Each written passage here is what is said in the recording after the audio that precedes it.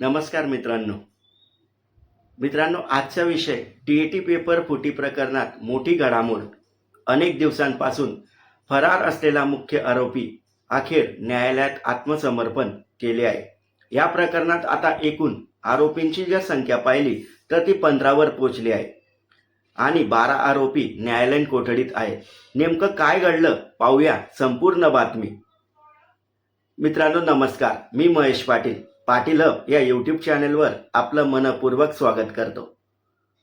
मित्रांनो टीईटी परीक्षा पेपर फुटी प्रकरणात एक महत्त्वाची घडामोड समोर आली आहे। अनेक दिवसांपासून फरार असलेला आरोपी सोनू कुमार याने सोमवारी अचानक भिवंडी न्यायालयात आत्मसमर्पण केले आहे। या आत्मसमर्पणात या प्रकरणातील एकूण आरोपींची संख्या आता 15 झाली आहे। टीईटी परीक्षा पेपर फुटल्याची घटना समोर आल्यानंतर महाराष्ट्रासह संपूर्ण देशामध्ये मोठी खळबळ उडाली होती। या प्रकरणाचा तपास सुरू असताना रविवारी भिवंडी पोलिसांनी आणखी 3 आरोपींना अटक केली आहे। त्यानंतर या गुन्ह्यात आतापर्यंत 14 जणांना अटक करण्यात आली होती। यामध्ये मुख्य सूत्रधार बिजेंद्र गुप्ता याचाही समावेश आहे।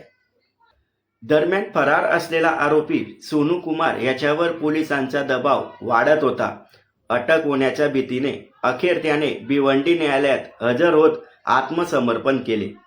आत्मसमर्पणानंतर न्यायालयाने सोनू कुमारला पोलिसांच्या ताब्यात देत या प्रकरणात पोलिसांचे म्हणणे ऐकून पुढील आदेश देण्याचे निर्देश दिले आहेत। सध्या या प्रकरणातील 12 आरोपी न्यायालयीन कोठडीत आहेत, तर बिजेंद्र गुप्ता आणि इंद्रजित सिंह उर्फ पिंकू या दोघांनाही पोलीस कोठडी सुनावण्यात आली आहे।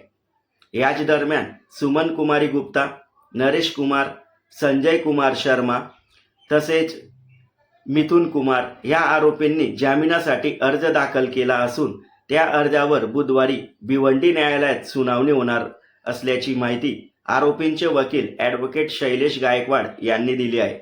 तर मित्रांनो टीईटी पेपर फुटी प्रकरणात आता पुढे न्यायालय काय निर्णय घेते आणि तपासात आणखी कोणती माहिती समोर येते याकडे सर्वांचे लक्ष लागलेले। मित्रांनो या प्रकरणाशी संबंधित प्रत्येक महत्त्वाची अपडेट सर्वात आधी पाहण्यासाठी आपल्या चॅनलला पाटील हब यूट्यूब चॅनलला सबस्क्राईब करा, व्हिडिओला लाईक करा आणि ही माहिती इतरांपर्यंत पोहोचवण्यासाठी ही माहिती शेअर करा। मित्रांनो लवकरच पुढच्या व्हिडिओमध्ये भेटू, तोवर जय हिंद जय महाराष्ट्र।